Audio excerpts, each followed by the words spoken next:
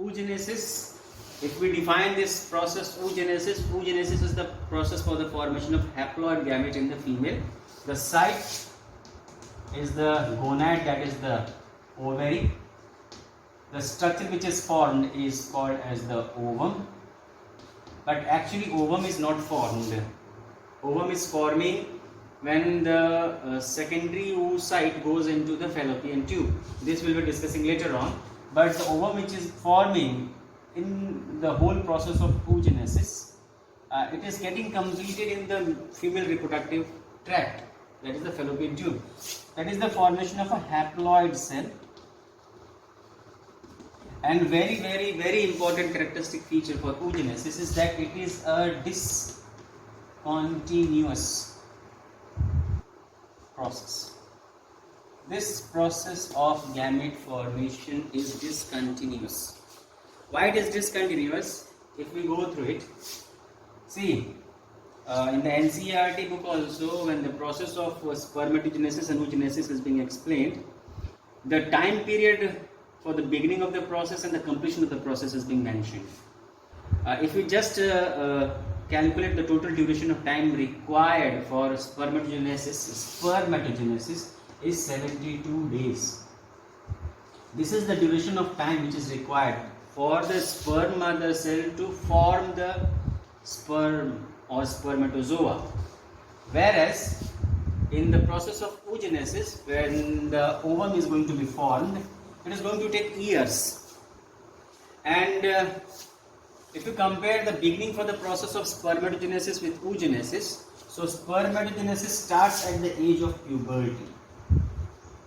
It is the beginning for the beginning or starting of the spermatogenesis. At puberty, spermatogenesis starts. Whereas oogenesis starts in the fetal life of the female embryo.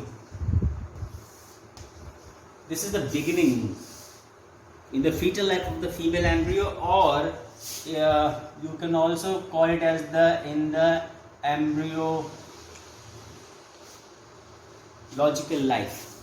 The ovum formation starts, and throughout the gestation period, the ovum formation continues, that is oogenesis continues. At the time of birth, few ovum are present inside the ovary of the newly born female, and they are in the form of the primary follicles.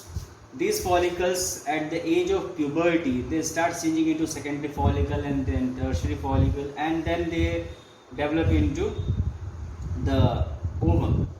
So throughout the period of ovum formation, the process remains suspended at different stages of life.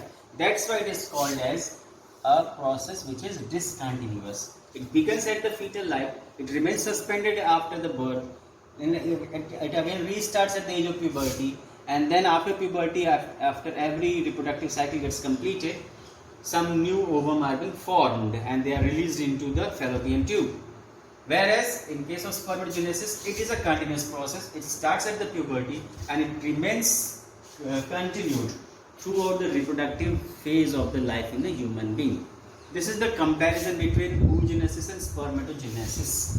Now, which are the different stages of oogenesis? So as we know, it is starting in the embryonic life itself. So when the female embryo, or it is actually the fetus, when it is at the developmental stage of 1 month old, when the fetus is of 1 month old, at this time itself there are around 1700 follicular cells formed. Follicles.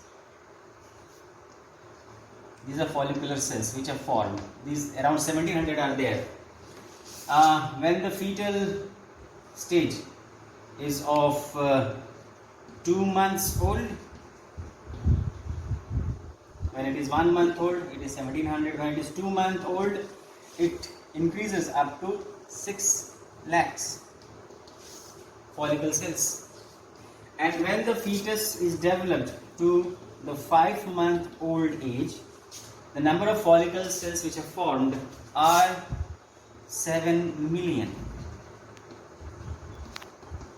So this is the increase in the number of follicle cells, and how it is happening? It is happening by the process of multiplication, and this multiplication is the first phase for the gamete formation by a process of mitotic division.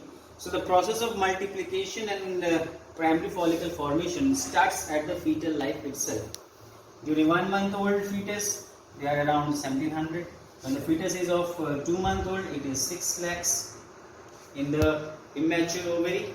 When it is of 5 months old, this is 5 months old, then there are 7 million number of primary follicles. But after the 5th month, the primary follicles which are formed, they start degenerating. There is degeneration of the follicular cells, and this degeneration is actually called as atresia. The process of gradual degeneration is called as atresia, and this atresia is going to result into decrease in the number of follicle cells. How? At the time of birth, when the female ovum process is continuing and the fetus has taken birth, so at the time of birth, this we are writing here, at the time of birth, there are around 2 million number. 2 million follicular cells are there. So how the number has decreased? Because of degeneration, process of atresia. 7 million is reduced to 2 million. And at the age of puberty, the number which is present there is around 60 to 80,000. And after puberty, no more new follicle cells are going to get developed. There are 60 to 80,000 follicle cells which are present at the age of puberty in the ovaries, both the ovaries. And out of these 60 to 80,000, for every 500, out of every 500,